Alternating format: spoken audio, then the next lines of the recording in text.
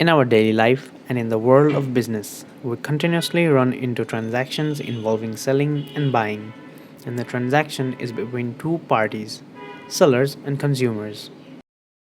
When we buy something, the price we pay to buy a product is what we call cost price, and when we sell something, the price we sell it for is what we call the selling price.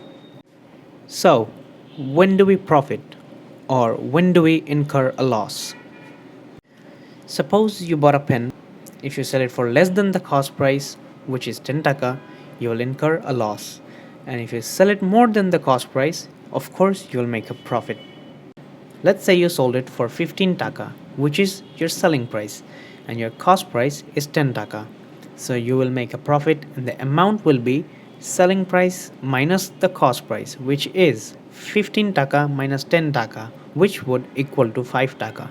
So you profited 5 taka.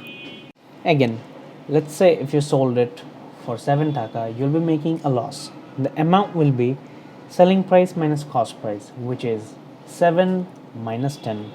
It would result in minus 3. So now that you have a negative balance, your loss would be 3 taka.